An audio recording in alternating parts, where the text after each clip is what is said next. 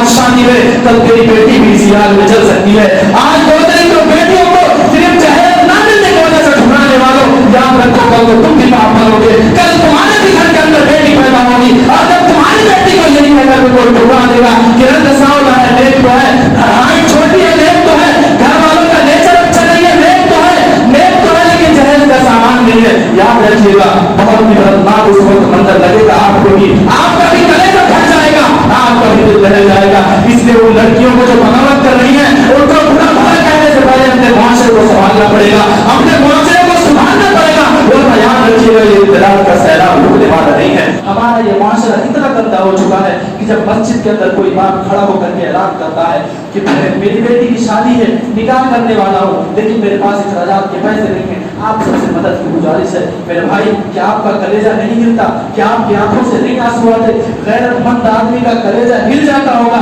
कि हमारा मुआशरा आज कितना गंदा हो चुका है कि एक बाप को अपनी बेटी की निकाह के लिए भीख मांगने पर मजबूर कर दिया है, और मस्जिद से निकलते हुए उसके रुमाल पर उसके आगे 100 रुपए, 50 रुपए, 1000 रुपए डाल करके ये जो समझते हैं कि मैंने जन्नत की टिकट खरीद ली है। नहीं, जन्नत की टिकट तुमने नहीं खरीदा है, बल्कि उस बाप को भीख मांगने पर तुमने ही मजबूर किया है। अगर वाकई में तुम उस बाप के हमदर्द हो तो मस्जिद से निकलते हुए अपने दिल के अंदर तुम्हें अज़्म करना पड़ेगा कि आज के बाद हमारे घर के अंदर चाहे लड़की का निकाह होगा, चाहे लड़के का निकाह होगा, मेरी बेटी अगर किसी के यहाँ जाएगी तो सालेह के घर जाएगी, मेरे घर कोई बहू आएगी तो वो नेक ही आएगी, और मेरे यहाँ जो भी निकाह और शादियां होंगी उसमें रस्म और रवाज का कोई जर्रा बराबर तस्वुर नहीं होगा, जहेज का कोई मामला मेरे घर के अंदर नहीं होगा। अगर आप मस्जिद के अंदर से ये अज़्म, ये इरादा, ये अज़्म लेकर के आप मस्जिद के अंदर निकले तो हम मानने के लिए इस बात को तैयार हैं कि आप उस बात के हमदर्द हैं जो आपके सामने अपनी बेटी के लिए भीख मांगने को तैयार हुआ है।